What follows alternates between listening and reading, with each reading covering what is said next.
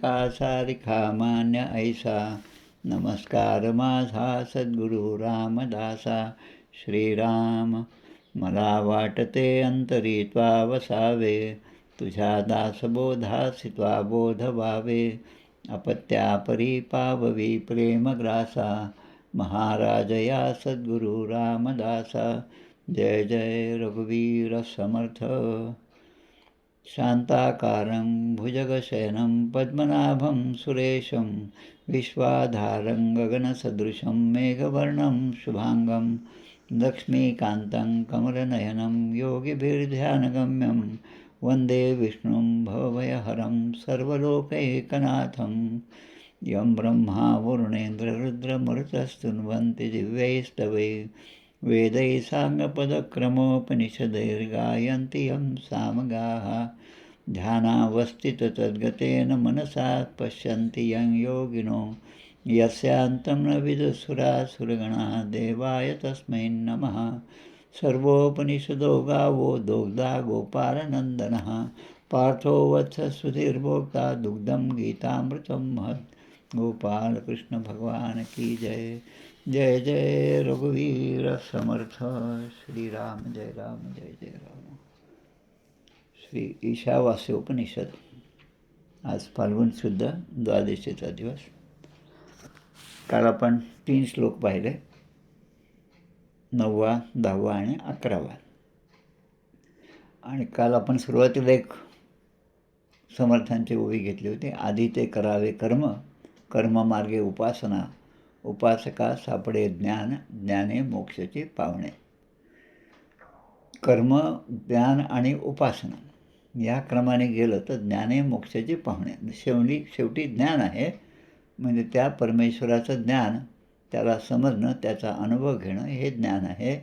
आणि ते ज्ञान झालं की मग मोक्ष आपल्याला सहज हाती येतो.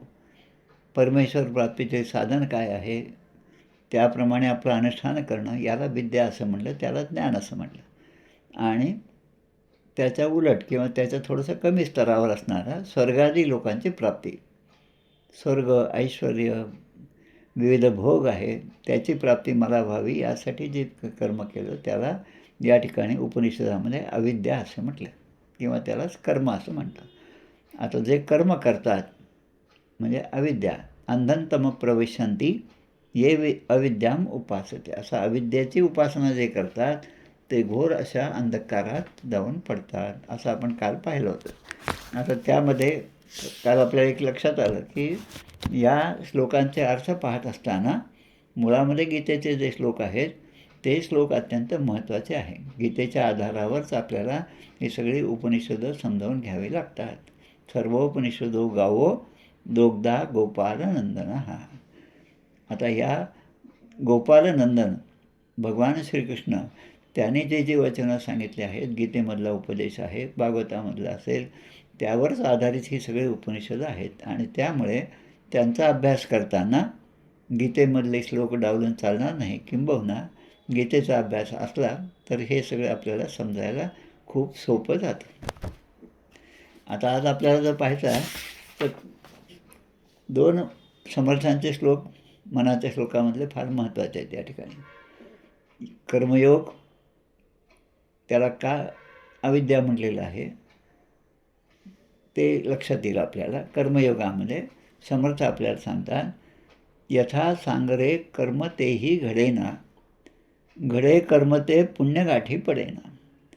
दया पाहता सर्वभूती असेना, जीवा फुकाचे मुखी नाम तेही वसेना. 4 चरण आहेत. 4ही चरण तेवढेच अर्थपूर्ण आहेत. यथा सांगरे तर कर्म तेही घडेना. साधं कर्म असेल ते आपण एक लक्षात घ्यायचं की सगळी कर्म जे भगवंताला अर्पण करायचे.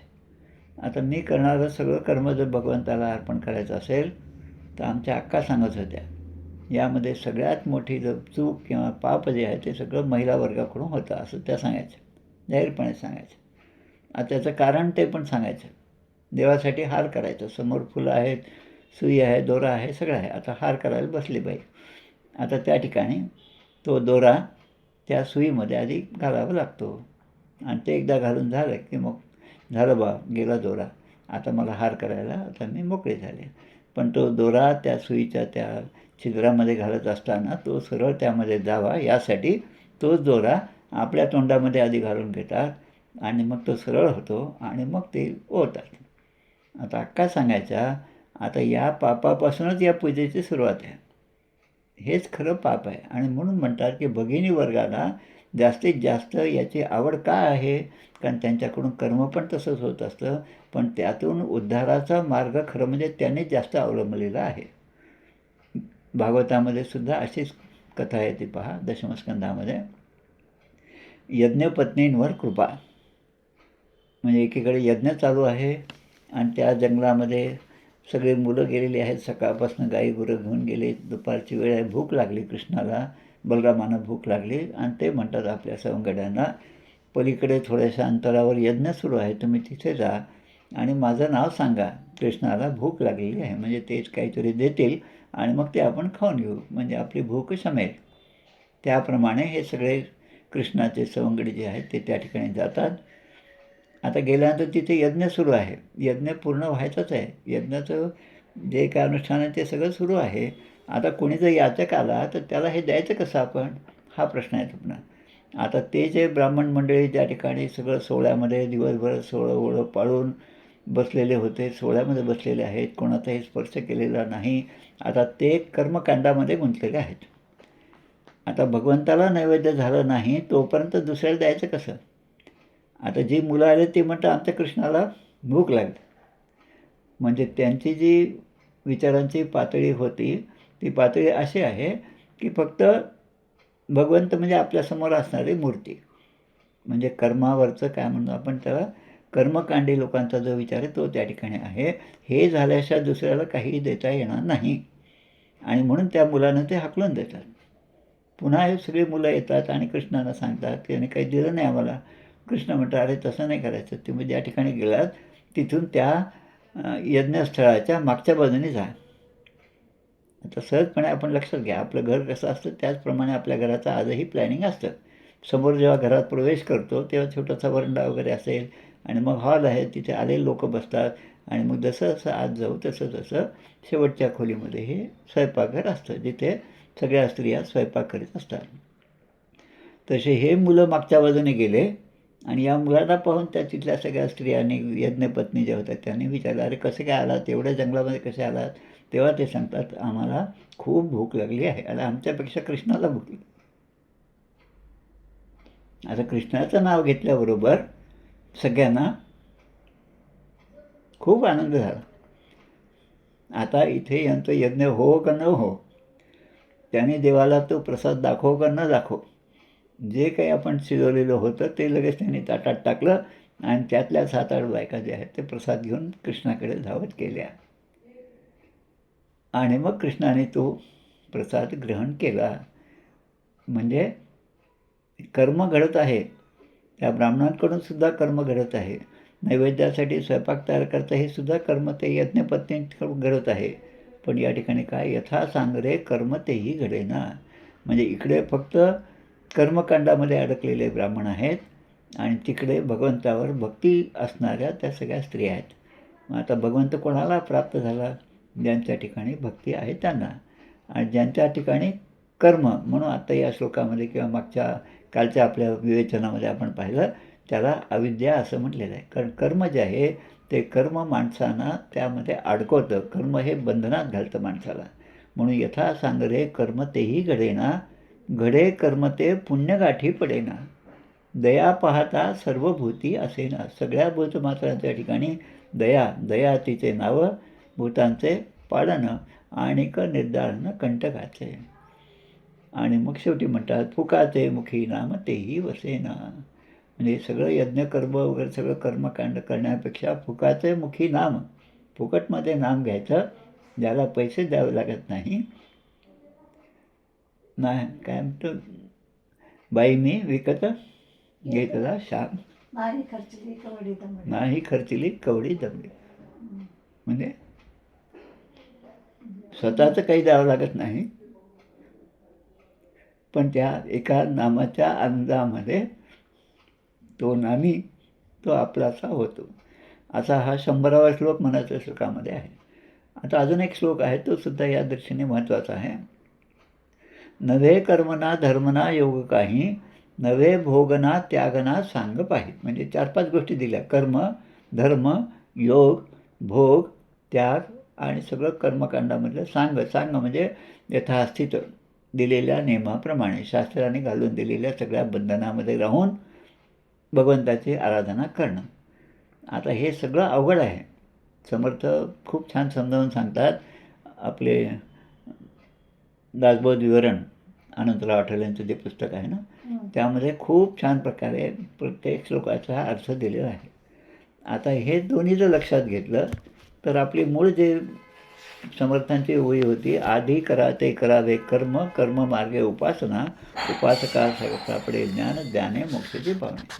आता ज्याने कर्म केलं, भगवंतासाठी नैवेद्य तयार केला, त्यांच्या मनामध्ये भगवंताचं वास्तव्य होतं आणि म्हणून भगवंताला भूक लागली हे समजल्याबरोबर बाकी सगळ्या गोष्टीचा त्यांनी त्याग केला आणि ते सगळं शिजवलेलं अन्न घेऊन त्या भगवान श्रीकृष्णाकडे गेल्या. आता त्यांना सहजपणे भगवंताचं स्वरूप, भगवंताचं दर्शन घडलं आणि ते इकडे सकाळपासून ताटकळत होते आणि सगळे यज्ञ यथासांग गळावा सगळे मंत्र म्हणत होते. त्यांना मात्र भगवंताचं दर्शन झालं नाही. तेव्हा या सगळ्या बायका परत आल्या, तेव्हा ते सगळे म्हणतात की तुम्ही किती भाग्यवान आहात. याचाच अर्थ की या ठिकाणी कर्म आणि ज्ञान या सगळ्यापेक्षा भक्तीला अधिक महत्त्व आहे. आता या दृष्टीने आपल्याला आता आजचा विचार करायचा आहे. काल आपण 3 श्लोक पाहिले, 9, 10 आणि 11. आता 11वा श्लोक जो होता त्या श्लोकाचा थोडासा आढावा घेऊ आणि मग पुढे आपण वळूया. आता आधी ते करावे कर्म, कर्ममार्गे उपासना, उपासका सापडे ज्ञान, ज्ञाने मोक्षाची पावणे. मोक्ष म्हणजे परमेश्वराची भेट, प्रत्यक्ष परमेश्वराच्या स्वरूपाशी एकरूप होणं. आता त्यासाठी मार्ग काय आहे तर आधी ते करावे कर्म. मग कर्म ते लहान सहान असो कसेही असो ते आपण केलं पाहिजे. स्वामी विवेकानंद म्हणतात तसं, take up one idea, live in it, live all other ideas alone, make that idea your life, arise awake and wait not till the goal is reached. आमच्या सुनीलदादा चंद्रकरांच्या जवळपास प्रत्येक प्रवचनामध्ये हे वाक्य असतंच आणि किंबहुना त्यांचं ऐकूनच मला पाठ झालं असं मला म्हणायला काहीच हरकत नाही. तर एक आयडिया, एक आपल्या मनामध्ये भाव घ्यायचा, तो दृढ ठेवायचा आणि त्याप्रमाणे आचरण करत जायचं आणि मग सहजपणे आपल्याला यश प्राप्त होतं. आता कर्म, उपासना आणि ज्ञान, आता या सगळ्यांचा परिणाम काय आहे तर ज्ञाने मोक्षाची पावणे. ज्यासाठी हा नरदेह प्राप्त झाला, माझा जन्म कशासाठी झाला आणि माझं आद्य कर्तव्य या जन्मामध्ये या नरदेहामध्ये काय आहे हे मला समजलं पाहिजे. आणि हे मला समजण्यासाठी मी कोणाचा तरी आश्रय घेतला पाहिजे. तो आश्रय एखाद्या साधू संतांचा असेल, तो आश्रय एखाद्या मंदिरामधल्या मूर्तीचा असेल, तो आश्रय एखाद्या ग्रंथाचा असेल. आणि त्या आश्रय जर मला प्राप्त झाला, योग्य मार्ग मला प्राप्त झाला तर क्वचित घेता आड रान मार्गी लावतो त्वरे, वचन देवी राम बाण, कदा नव्हे अप्रमाण, निश्चयाचे समान, राम राम बोलणे. आता जे आहे जो श्लोक आहे तो आपण पाहूया. 11वा श्लोक. काल आपण त्याचा उच्चार केला होता. विद्यांच अविद्यांच यः तद् वेद उभयं सहा, अविद्यया मृत्युर्तीत्वा विद्याया अमृतम अश्नुते. संस्कृतमध्ये मागे सांगितल्याप्रमाणे शब्दांचं थोडंसं उलटपालट करावं लागतं. त्यामध्ये असा नियम असा नाही की आधी कर्ता सांगितलं पाहिजे, मग कर्म सांगितलं पाहिजे, मग शेवटी ते काय म्हणतो आपण त्या क्रियापद असलं पाहिजे. तर तसं काही नाही. तिथं 2 गोष्टी कमी असेल तरी चालतं आणि उलटसुलट असलं तरी चालतं. याचा अर्थ असा की संस्कृतमध्ये त्या वाक्यात जेवढे शब्द आले आहेत त्या वाक्यामधल्या शब्दांचा फेरफार केला, योग्य ती पुन्हा जुळवणी केली, संधी असेल तर त्याचा विग्रह केला तर त्याचा अर्थ लागणं खूप सोपं जातं. आता विद्यांच अविद्यांच 2 गोष्टी, विद्या आणि अविद्या. यह म्हणजे यह तद. आता तद म्हणजे काय, ते काय, वेद उभयम म्हणजे 2 मार्ग आपल्याला माहीत आहेत. कोण, एक कर्ममार्ग आहे आणि एक ज्ञानमार्ग आहे. तर दोन्ही मार्गांचा सह शब्द आहे. उभयम सह म्हणजे बरोबरीने अभ्यास केला. 2 मार्ग समोर आहे, दोन्ही मार्गांचा साकल्य विचाराने जर अभ्यास केला, कोणता योग्य आहे काय नाही असा विचार केला आणि मग मनाने निश्चय केला, बुद्धीने ठरवलं नाही हेच आपण करायचं, कर्ममार्गाने जायचं तरी तो तिथे जाऊन पोहोचू शकतो, ज्ञानमार्गाने जायचं तरी तो पोहोचू शकतो, भक्तिमार्गाने गेला तरी तो तिथे पोहोचू शकतो. पण आता हे पण फार महत्त्वाचं आहे. पण यामध्ये जे धोके आहेत ते धोके माणसाच्या लक्षात आले पाहिजेत आणि ते धोके जर लक्षात नाही आलं तर हा भवसागर तरून जाणं अवघड आहे. म्हणून जो माणूस तत् उभयम त्या दोन्ही मार्गांना, दोन मार्ग कोणते तर विद्या आणि अविद्या. विद्या म्हणजे ज्ञानाचे तत्त्व आणि अविद्या म्हणजे कर्माचे तत्त्व. आता या दोघांना नीटप्रमाणे समजून घेणं. वेद म्हणजे विद धातू, विद म्हणजे जाणणे, यथार्थ रूपाने ते जाणून घ्यायचं की हा विद्येचा मार्ग कोणता, अविद्येचा मार्ग कोणता हे समजून घेणं, आपल्या मनामध्ये ते स्थिर करणं आणि मग त्याप्रमाणे जर आपण अनुष्ठान केलं, कर्माचे अनुष्ठान केलं तर मृत्युम तीर्त्वा म्हणजे हा सगळा मृत्यूलोक आहे. या ठिकाणी जो जो जन्माला येणार आहे तो मृत्यू पावणार आहे. किंबहुना या ठिकाणचा मृत्यू हेच खरं ध्रुव तत्त्व आहे, हेच खरं निश्चित तत्त्व आहे. प्रत्येक उपदेते नाशे नाशे ते पुनरपी दिसे, घटिका यंत्र जैसे. घटिका यंत्र जसं आहे, घटिका यंत्र म्हणजे आपण ते आजकाल मिळतं लहान मुलांसाठी, दोन्हीकडे ते कोन्स असतात, त्यामध्ये रेती असते, वाळू असते, ते आपण सरळ ठेवलं की त्यामध्ये हळूहळू ती वाळू खाली सरकते आणि खालच्या ह्याच्यात भरते आणि वरचं रिकामं. पुन्हा ते उलटं केलं की पुन्हा तेच. तसं घटिका यंत्र जैसे म्हणजे जन्म झाला त्याचा मृत्यू हा निश्चित आहे. पण या दोघांच्या मध्ये असणारं जे आपलं आयुष्य आहे ते आपण कसं घालवायचं हे ठरवण्यासाठी माणसाला बुद्धी दिलेली आहे. ती इतर जनावरांना नाही. कुत्रे बकऱ्या यांना हे सगळं नाही. ते त्यांच्या त्या पापापासून मुक्त होऊ शकत नाहीत. पण माणूस मात्र मुक्त होऊ शकतो. आता मला मुक्त व्हायचं की नाही का मला बंधनात अडकायचंच आहे, बंधनामध्येच सुख आहे का मुक्तीमध्ये सुख आहे, हे सगळं विचार करण्याची बुद्धी माणसाजवळ दिली. बुद्धी आहे आणि बुद्धीने सर्वही होते. बुद्धिदाता नारायणो. आणि आपलं इथंच चुकतं, बुद्धीने सर्वही होते, बुद्धिदाता नारायण. आधी तो आपला की जे लक्ष्मी चरणी वसे. त्या बुद्धिदाता नारायणाला जर आपण आपलंसं केलं तर त्याच्याबरोबर ती लक्ष्मी केव्हाही येणार आहे. तो काही एकटा कधीच येत नसतो. एकटा एकदाच आला आणि तो त्या तिरुपतीच्या त्या पहाडांमध्ये तो स्थिर झाला आणि मग सगळे देवदेवता त्याचा शोध घेऊ लागले आणि मग त्या कलियुगामध्ये भगवान व्यंकटेशाच्या नावाने त्या ठिकाणी त्याची पुन्हा स्थापना त्या मंदिरामध्ये झाली. खूप छान अशी ही पोथी आहे, सगळ्यांनी जरूर वाचावी. त्याचा उल्लेख आम्ही करतो याचं कारण ते आमचं कुलदैवत आहे म्हणून, पण खूप सुंदर असं ते सगळं विवेचन आहे भगवंताचं. आता यामध्ये आपल्याला पाहिजे आहे की विद्यांच अविद्यांच तद्वेद उभयं सह अविद्यया मृत्युम तीर्त्वा विद्यायाम अमृतम अश्नुते. अविद्यया मृत्युम तीर्त्वा. आता तीर्त्वा याचा अर्थ काय, तरुण जाणं. एखादी बोट आहे, नाव आहे आणि आपण त्या काठावर जाऊन पोचलो, एखादा नावाडी आहे, त्या नावेमध्ये बसणं आणि पलीकडे जाणं सोपं काम आहे. आता एवढं काम न करता आपण जर विचार केला नाही नाही कशाला नाव पाहिजे, मी पोहून जातो असं म्हटलं तर भगवंत म्हणतात ठीक आहे तुझ्या भरोशावर तू जा. मग तो पोहत जातो, मध्ये कितीतरी अडथळे येतात आणि मग त्याचं जर काही चांगलं दैव असेल तर तो पहिलं तेरा लागतो आणि नसेल तर मध्येच कुठेतरी तो बुडून जातो, गटंगळा खातो, पुन्हा पुन्हा जन्ममरणामध्ये त्याला यावं लागतं. आणि मग मृत्युम तीर्त्वा म्हणजे या मृत्यूलोकामध्ये असणारा प्रत्येक जीव हा भवसागर तरून जातो. कशामुळे अविद्याया विद्याया अमृतम अश्नुते. खरी विद्या जी आहे ती त्याला समजते आणि जे अमृत स्वरूप अशी ती विद्या आहे आणि अश्नुते ते त्याला प्राप्त होतं आणि म्हणून तो तरून जातो.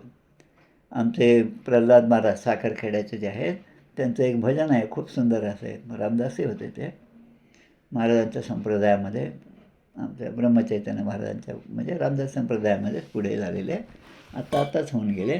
त्यांचं भजन खूप छान आहे. तुझ्या कृपेने भवसागर हा आम्ही तरू हो जगतपती. तुझ्या कृपेने भवसागर हा आम्ही तरू हो जगतपती. म्हणजे आम्ही तुझ्या कृपेने तरून जाणार आहोत. म्हणजे इथेच अहंभाव जो आहे तो त्या ठिकाणचा आपण त्याचा त्याग केला आहे. तुझ्या कृपेने आम्ही तरुण जाणार आहोत. असं नाही की मी माझ्या भरोश्यावर तरुण जाईल, तुमची आम्हाला काही आवश्यकता नाही, मी तुम्हाला मानतसुद्धा नाही. असं जरी म्हटलं तरी त्या देवाचं काय बिघडतं? आपलंच बिघडतं. तरुण जाण्यासाठी जो काही योग यायचा तो योग जवळ आला असताना आपण त्याचा त्याग केला. खडे समजून त्या चांगल्या चांगल्या रत्नांचा आपण त्याग केला, एखाद्या परिसाचा त्याग केला आणि सगळे दगड घेऊन आपल्याजवळ आपण ते जमा केले. असं होईल ते. तुझ्या कृपेने भवसागर हा आम्ही तरू हो जगतपती, भक्तजनांना तारा यास्तव अवतरला तू भूवरती. या प्रल्हाद महाराजांचं चरित्रसुद्धा खूप छान आहे. तेही प्रत्येकाने निदान एकदा तरी वाचावं. आपण रामदासी आहोत म्हणून त्या मठाला निश्चितपणे जावं, साखरखेडा येथे, आणि त्यांची परंपरा जी आहे ती सगळी आपण त्याचा अभ्यास करावा. आपले मठ आहे त्यांना आपण भेटी द्याव्यात. आणि हे सगळं करण्यात काय होतं तर त्या मठामध्ये ज्या ज्या ठिकाणी आपण गेलो त्यांच्या चरित्राचा अभ्यास झाला तर तो चरित्राच्या वाचनानंतर तिथल्या दर्शनाचा आनंद काही वेगळाच असतो. नाही तर आपण म्हणतो आम्ही तिथे गेलो आणि नेमकी आमची आरतीचीच वेळ होती, आम्हाला आरती मिळाली, छान प्रसाद मिळाला आणि मग थोडासा आराम करून आम्ही तिथून निघालो. बस याशिवाय त्या गावाची कुठलीही आठवण राहत नाही. पण त्यांच्या जन्मतिथीला, त्यांच्या पुण्यतिथीला त्यांचं चरित्र वाचलं की आपलं मन अखंडपणे त्यांच्याच भोवती भरकटत राहतं, फिरत राहतं आणि स्थिर राहतं. आणि असं स्थिर मन जर असेल तर या संसाराच्या ज्या विषयाकडे आपलं आकर्षण होतं ते आकर्षण हळूहळू कमी होत जातं. म्हणून या ठिकाणी जे पुरुष अशाला प्राप्त करून घेतात, कोणाला? जे अविनाशी, आनंदमय आणि परब्रह्म पुरुषोत्तम, 4 विशेषणं दिले. अविनाशी जे निरंतर राहणारं तत्त्व आहे, ते परब्रह्माचं तत्त्व जे आहे, जे आनंदमय आहे. कारण इतर ठिकाणी आपण आनंदाच्या शोधामध्ये जातो पण दुःखच आपल्या पदरी येतं. आणि मग ते परब्रह्म आहे, परमब्रह्म. परम म्हणजे सर्वश्रेष्ठ असं ते तत्त्व आहे आणि पुरुषोत्तम आहे. सगळ्या पुरुषांमध्ये उत्तम असं ते तत्त्व आहे. ते जे प्राप्त करून घेतात त्यांच्याबद्दल. आता गीतेमध्ये अजून एक श्लोक याच ईशावास्य उपनिषदाच्या मंत्राच्या अनुषंगाने, 11व्या मंत्राच्या अनुषंगाने गीतेमध्ये एक श्लोक येतो, ज्यामध्ये कर्म आणि अकर्म आपल्याला समजावून सांगितलेलं आहे. म्हणजे हा 4थ्या अध्यायामधला 16वा श्लोक आहे की कर्म आणि अकर्म हे ज्यांना जाणण्याच्या बाबतीत बुद्धिमान माणूससुद्धा नेहमी चूक करतो. कर्म काय आणि अकर्म काय, खरे बुद्धिमान जे असतील तर ते सुद्धा याचा बरोबर निवाडा करू शकत नाही. किम कर्म किम अकर्मेती कवयोपेत्र अशुभा कवयोपत्र मोहिताः आणि तत्ते कर्म प्रवक्ष्यामि यद ज्ञात्वा मोक्षसे अशुभात. किम कर्म, कर्म म्हणजे काय? किम अकर्मेती, अकर्म काय? किम अकर्मेती. त्यानंतर कवयोप्यत्र मोहितः, कवयः अपि अत्र मोहितः. कवयः याचा अर्थ जे बुद्धिमान आहेत, ज्यांना वाटतं की आपण खूप वाचलेलं आहे, आपण बुद्धिमान आहोत, इतर 4 चौघांपेक्षा काहीतरी आपण वेगळे आहोत, असं जे आहेत ते सुद्धा हे कर्म आणि अकर्म याचं पूर्णपणे आकलन करू शकत नाहीत. आणि तत्ते कर्म प्रवक्ष्यामि. आता भगवंत म्हणतात ते कर्म काय आहे ते मी तुला स्पष्ट करून सांगतो. 7व्या अध्यायात 4थ्या अध्यायामध्ये आहे. आणि मग म्हणतात यद ज्ञात्वा मोक्षसे अशुभात. यद ज्ञात्वा की जे जाणल्यानंतर, ज्ञात्वा म्हणजे जाणल्यानंतर, की ते कर्म आणि अकर्म यातला फरक जाणल्यानंतर यद ज्ञात्वा मोक्षसे अशुभात. अशुभात याचा अर्थ काय? अशुभ काय आहे तर संसाराचं बंधन अशुभ आहे आणि शुभ काय की संसाराच्या बंधनातून मुक्त होणं. या बंधनात मी अडकणार नाही, मी मुक्त होणं. तेच पुन्हा मला नेहमीच सांगायचं वाटतं आणि मला आवडतं सुद्धा. ते रामकृष्ण परमहंसाच्या प्रत्येक पुस्तकांमध्ये, प्रत्येक त्यांच्या स्तोत्रामध्ये किंवा प्रत्येक ठिकाणी संस्कृत वाक्य कमी असतील पण मराठीमधले दृष्टांत खूप चांगले आहेत. ते म्हणतात कारण पश्चिम बंगालचे असल्यामुळे त्यांना ते समुद्र, मासे, जाळी या गोष्टींचं खूप त्या रोजच्या रोज पाहतात आणि म्हणून त्यांचे उदाहरणसुद्धा तेच असतं. जे कोळी त्या समुद्रामध्ये, त्या पाण्यामध्ये, त्या तलावामध्ये आपलं जाळं फेकतात त्या जाळ्यामध्ये अनेक मासोळ्या अडकतात. पण काही मासोळ्या त्या ज्या हुशार असतात, पूर्वकर्मानुसार ज्यांचं पुण्य संपादन झालेलं असतं, ते त्यामध्ये आपण अडकणार नाही या दृष्टीने त्या कोळ्याच्या पायाशीच भोवतीच फिरत राहतात. आता जे त्या कोळ्याच्या पायाच्या भोवती फिरत राहतात ते जाळं कितीही चांगलं असलं तरी त्यामध्ये अडकत नाही. म्हणजे साधू संत जे आहेत, सत्पुरुष जे आहेत, ऋषीमुनी जे आहेत, ते या भवसागरामध्ये कधीच अडकत नाही. आणि म्हणून आमचे प्रल्हाद महाराज शेवटच्या क्षणी, जसं समर्थ शेवटच्या क्षणी म्हणतात, दासबोध आत्माराम माझे स्वरूप स्वतः सिद्ध असताना करावा खेद भक्तजनी पहा माझा ग्रंथ नीट, असं समर्थ शेवटच्या शब्दामध्ये म्हणतात जाताना. तसं हे प्रल्हाद महाराज शेवटच्या शब्दांमध्ये त्यांनी म्हटलेलं आहे की धरा धरा धरा सद्गुरूंचे चरण धरा, सद्गुरूंचे चरण धरा, आणि ते एकदा तुम्ही धरले तर यज्ञात्वा मोक्षसे अशुभात. अशुभात म्हणजे ह्या पंचमी अपादान विभक्ती आहे, पंचमीचे अपादान, पंचमी म्हणजे अपादान म्हणजे वेगळे होणे, अशुभ कर्मापासून वेगळे होणं, मोक्षसे म्हणजे त्यापासून मोक्ष मिळतो आपल्याला. आणि शास्त्रविरुद्ध करण्यात येणारे जे जे काही दुष्कर्म असतील, आपल्याकडून घडले असतील, मग अशी जसं सांगितलं, हार होताना ती दोरीसुद्धा तोंडात घालून मग ते सुईमध्ये ओवायचं, मग ते हार करायचा, मग ती पूजा करायची. आज झाली बा आमची पूजा, खूप वेळ लागला आज, पण असू द्या काही हरकत नाही, उशीर झाला तरी हरकत नाही. पण म्हणजे ते पुण्याचं तिकडे लक्ष, पण इकडे झालेला आपला जो अपराध आहे तो अपराध मात्र आपल्या लक्षात येत नाही. आणि म्हणून यथा सांगरे कर्म तेही घडेना, घडे कर्म ते पुण्यगाठी पडेना, दया पाहता सर्वभूती असेना, फुकाचे मुखी नाम तेही वसेना. खूप त्या उदाहरणं येतात पाहिजे असे. ते आपण नैवेद्य दाखवतो, सगळे 4-4 प्रकारचे नैवेद्य असतात, आणि ते दाखवत असताना एखादं कुत्रं मांजर आलं की त्याला आपण हाकलून लावतो. पण नामदेव महाराजांचं लक्षात घेतलं तर ते कुत्रंसुद्धा भगवंताचं रूप आहे. त्याने नुसतीच पोळी भाकरी पळवलेली आहे आणि त्याला आपण चांगलं तूप लावलं नाही म्हणून तुपाची वाटी घेऊन त्याच्या मागे धावणारे त्यांच्या ठिकाणी खरी दया आहे. दया तिचे नाव भूतांचे पाळण. आता या ठिकाणी लक्षात आलं कर्म आणि अकर्म काय ते जर आपल्या लक्षात आलं तर मग या संसारामधून बंधनापासून कवयवपत्र मोहिता आणि ज्ञात्वा मोक्षसे अशुभात, अशुभापासून आपण मुक्त होतो. म्हणजे कर्माच्या बंधनापासून आपण मुक्त होतो. आणि त्यामुळे मुळामध्ये कर्माचे रहस्य जे जाणत नाहीत, कर्माबद्दल जे अनभिज्ञ आहेत, आणि ज्यांनी काही ज्ञान मिळवले त्या ज्ञानाबद्दल ज्यांना अभिमान आहे, म्हणजे दोन्ही गोष्टी लक्षात घ्या. कर्माचं रहस्य जाणत नाही. कर्मयोगाचा सिद्धांत नावाचं खूप छान सुंदर पुस्तक आहे, काय त्या ठकार, विमल ठकार यांचं पुस्तक आहे. खूप सुंदर पुस्तक आहे आणि प्रत्येक कर्म त्यामध्ये कसं त्याचं फळ आपल्याला प्राप्त होतं ते दिलेलं आहे. आणि दुसरं म्हणजे ज्ञानाचा अभिमान. ज्ञानमार्गामध्ये जर धोका असेल तो हाच आहे की त्याचा अभिमान. ज्ञानी आणि उदास समर्थाने जोडी जोडली की ज्ञानी आहे आणि उदासीनसुद्धा आहे. ज्ञानी माणूस उदासीन नसतो.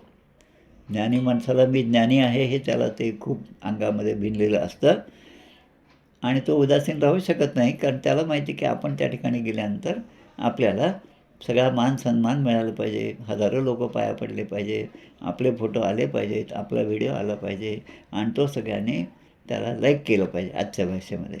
म्हणजे त्या ज्ञानाचा अभिमान ज्याला आहे त्याला तो ज्ञानमार्गसुद्धा बाधक होतो. म्हणून आपलं वर्ण आणि आश्रम, ब्राह्मण क्षत्रिय वैश्य शूद्र आणि आपला आश्रम, ग्रस्त आश्रम, वानप्रस्थ आश्रम, साधना आपली चालू असेल तर ते त्यामध्ये जे जे कर्म आपण करायचं असतं ते आपण केलंच पाहिजे. पण ते कर्माचा त्याग करणं म्हणजे आपल्या आश्रमाप्रमाणे आपल्या कर्माचा त्याग करणं. जसा विद्यार्थी आहे तर विद्यार्थी जीवनामध्ये असताना जे जे मी शिकलो ते मन लावून मी समजून घेतलं पाहिजे. आमच्या सरांना ते मी विचारलं पाहिजे, त्याने मला समजावून सांगितलं पाहिजे आणि एकाग्रचित्ताने ते जर श्रवण केलं तर मी जे ऐकलं, जे श्रवण केलं, ज्याचा निधिध्यासन मला लागलं त्याचा परिणाम माझ्या जीवनामध्ये मोठेपणे दिसणार आहे. नाहीतर मग पुन्हा समर्थ म्हणतात विद्या उदंडची शिकला प्रसंगमान चुकतची गेला, तरी मग ते विद्येला कोण पुसे. खूप विद्या शिकला पण प्रसंगमान चुकत्याची केला. आयुष्यभर इलेक्ट्रिकचं काम केलं आणि शेवटी त्या इलेक्ट्रिकचा तो शॉक बसला आणि तो गेला. मग काय उपयोग, त्याला सगळं माहीत होतं पण तरी तो गेला. आणि म्हणून सगळं गीतेचं तत्त्वज्ञान हेच आहे की जे आपण शिकलो ते आपण आधी आत्मसात केलं पाहिजे, आचरणात आणलं पाहिजे. आणि यद् ज्ञात्वा मोक्षसे अशुभात, हे त्याचं अंतिम फल आहे. आणि म्हणून सांगतात या कर्मबंधनापासून मुक्ती म्हणजे ते त्यागाचं यथार्थ फळ मिळत नाही. कारण आपण त्याग करतो पण फळ मिळत नाही. आता दिवाळीच्या वेळेस कर्मचाऱ्यांसाठी बोनस वाटतात, मालक बोनस वाटतात. कर्मचारी असेल, सेंट्रलचे कर्मचारी, त्यांना काहीतरी बोनस मिळतं किंवा काही डी ए मिळतो, जे काय असेल ते. पण त्यामध्ये एक उद्देश असतो की यांना हे आपण देतो म्हणजे याने अधिक चांगलं काम करावं, हा उद्देश आहे. ते निष्कामतेने केलेलं कर्म नाही, तो उद्देश आहे. आता तो उद्देश जोपर्यंत आहे तोपर्यंत त्या साहेबांना नमस्कार करावाच लागला. मा जेणे घातले जन्मासी, कैसे विसरावे त्यासी, समर्थ आपल्याचा. पण ज्याने आपल्याला जन्म दिलेला आहे त्या भगवंताला विसरून कसं चाललं. आणि म्हणून लोकी शब्द अमान्य केला. भगवंत म्हणतात की माझा शब्द अमान्य केला आणि म्हणून हे दुःख भोगत आहे. जन्म मरणाच्या यातना अखंडपणे भोगत आहेत. गीतेमध्ये 18व्या अध्यायामध्ये पुन्हा असा श्लोक येतो, दुःखम इत्येव यत्कर्म कायक्लेश भयात त्यजेत सकृत्वा राजसं त्यागम नैव त्यागफलम लभेत. अकर्मावस्था किंवा नैष्यकर्म या तत्त्वाला न जाणणारे मनुष्य स्वतःला ज्ञानी समजायला लागतो आणि समाजात कोणीतरी मी मोठा आहे असं समजतो. मागे मी एकदा पारायणासाठी आमच्या मिरजच्या मठात होतो आणि त्याच वेळेस तिथे खूप मोठे प्रवचनकार, कीर्तनकार नाही पण प्रवचनकार ते येणार होते. मी आपल्या महाराजांना म्हटलं, कौस्तुभ महाराजांना, ते येणार, ते उद्या येणार आहेत, त्यांचं काही स्वागत वगैरे. नाही काही गरज नाही, ते येतात, दर्शन घेतात, जातात म्हणे, काय अर्थ नाही. म्हटलं असं का. तर ते म्हणतात की ते ज्या मठात जातात त्यांची अपेक्षा अशी असते की त्या मठातल्या लोकांनी आपलं स्वागत करावं, माझे फोटो काढावेत, सगळीकडे ते वाटावेत, सगळीकडे त्याची प्रसिद्धी करावी. आणि पुन्हा ते आमच्या मठामध्ये दर्शनाला आले याबद्दल त्यांना 5-25 हजार रुपये आपण दिले पाहिजेत मठाकडून.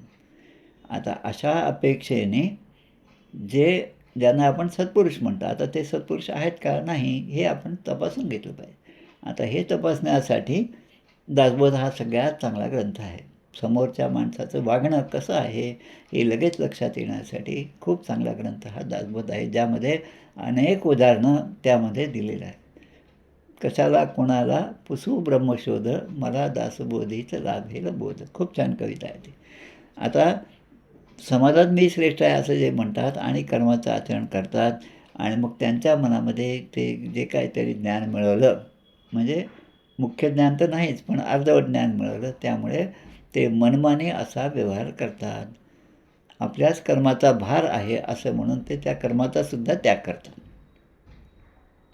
आणि मग काय होतं, कर्माचा त्याग केल्यानंतर आणि आपल्या वर्णाश्रमाप्रमाणे आपण कर्म नाही केलं तर यथायोग्य आचरण होत नाही आणि मग कर्तेपणाचा अभिमान राहतो आणि मग त्याच्या ठिकाणी आळस, निद्रा आणि प्रमाद हे 3 दुर्गुण जे आहेत ते त्याच्या मागे लागतात आणि दुर्लभ मानव शरीर जे आहे ते त्याचं व्यर्थ जातं. आणि म्हणून कुठलंही कर्म करताना कर्माचा त्याग करून उपयोग नाही, पण कर्तेपणाच्या अभिमानाचा त्याग केलाच पाहिजे. ते कर्म मी केलं म्हणून आपल्या मनामध्ये नसावं, पण ते कर्म करण्याचं भाग्य मला प्राप्त झालं याचा आनंद असावा.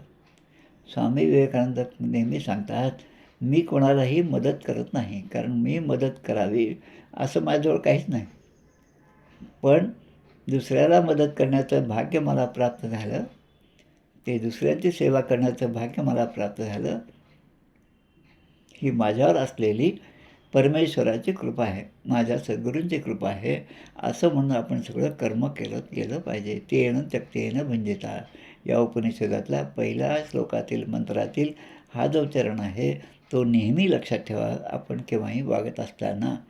आणि म्हणून आपलं सगळी कर्म हे फलकामना रहित होऊन आपण केली पाहिजे. आणि असं जो करेल त्याचं हे जीवन खऱ्या अर्थाने सुखी होईल आणि समाधानी होईल. आता अंतःकरण जे आहे, या सगळ्या कर्मामुळे काय होईल, कसं होईल आपलं अंतःकरण, ते दुर्गुण आणि विकाररहित होईल. म्हणजे आत्तापर्यंत असणारे जे दुर्गुण होते ते आपोआप आपल्या ठिकाणचे कमी होत जातील. संसार मुळीच नासका, विवेके करावे नेटका, आणि नेटका करता फिका होत जातो. संसार फिका होणं म्हणजे परमेश्वराची प्रेमभक्ती वाढणं. संसार फिका होणं म्हणजे भगवंतावरील आपला आत्तापर्यंतचा विश्वास जो होता तो विश्वाससुद्धा वाढत जाणं. आणि त्या विश्वासामुळे भगवंताची प्राप्ती मला सहजपणे होत असेल तर आपण ते अनुष्ठान केलंच पाहिजे. आणि हे सगळं करत असताना आपलं मन निर्मळ होतं. आता जेव्हा साधू संत आपल्या घरी येतात, हॉलमध्ये बसतात समजा, आपण सगळा हॉल स्वच्छ करतो. ते ज्या ठिकाणी बसतील तिथे एक जास्तीचा एक गालीचा टाकतो. त्यांना चांगलं वाटेल, त्यांना हात टेकवता येतील म्हणून 2 लोट ठेवतो आणि ते प्रसन्न चित्ताने त्या ठिकाणी जेव्हा बसतात, आपण त्यांना नमस्कार करतो तेव्हा ते आशीर्वाद देतात. तेव्हा आपलं सगळे पूर्वकर्म हे ते धुवून निघतात. कठोपनिषदामध्ये हे सांगितलेलं आहे की आलेल्या अतिथीचा सत्कार आपण चांगल्या प्रकारे केला पाहिजे.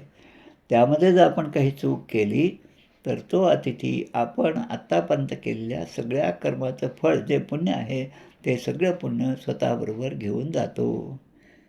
आणि मग इथे आपल्याला सांगतात, अंधं तमः प्रविशन्ति ये असंभूतीम उपासते ततो भूय इव ते तमोय उ संभूत्या व्रताः. आता हे श्लोक समजून घ्यायचा. आज जेवढं होईल तेवढं आपण करू, बाकीचं पुढच्या वेळेस पाहू आपण. अंधं तमः प्रविशन्ति, प्रविशन्ति म्हणजे प्रवेश करतात. कुठे? घोर अशा अंधकारात. अंधन तम, अंधन म्हणजे अंधन, अज्ञानरूप अंधकारामध्ये. आणि तम म्हणजे घोर अंधकार, त्यामध्ये प्रविशन्ति प्रवेश करतात. कोण? जो मनुष्य असंभूतीम. आता 2 शब्द या 12व्या मंत्रामध्ये आहे, संभूतीम आणि असंभूतीम. असंभूतीम म्हणजे जे विनाशशील आहेत. आता विनाशशील देव पण असतात हे लक्षात घ्या. विनाशशील पितर असतात, विनाशशील मनुष्य तर आहेच आहेत, पण त्यांची जे उपासना करतात म्हणजे जे नित्य सर्व काळ टिकत नाही ते. आता पितर मनुष्य हे जे की ती योनीच आहे, ती वायुरूपी आहे. त्यांच्यावर विश्वास ठेवून त्यांची उपासना जे करतात ते घोर अशा अंधकारामध्ये पुन्हा पुन्हा जातात, त्यामध्ये अडकतात. प्रविशन्तीने. आणि ये म्हणजे जे संभूत्याम, संभूत्याम म्हणजे अविनाशी अशा परमेश्वराच्या ठिकाणी रत होतात. आणि पण एक धोका पुन्हा इथं सांगितलेला आहे, रताहा, रत होतात पण त्यांना उपासनेचा अभिमान असतो. म्हणजे कर्म करावं पण कर्माचा अभिमान नसावा, हे फार महत्त्वाचं सूत्र आहे. आणि तिथेच आपण सगळं विसरतो. 100 रुपयाची नोट जर त्या मंदिरामध्ये मी त्या दानपेटीमध्ये टाकली, तिचा काहीच आवाज येणार नाही. त्यापेक्षा 1 रुपया आणि 10 रुपये जर टाकले तर त्या नाण्याचा खूप आवाज येतो.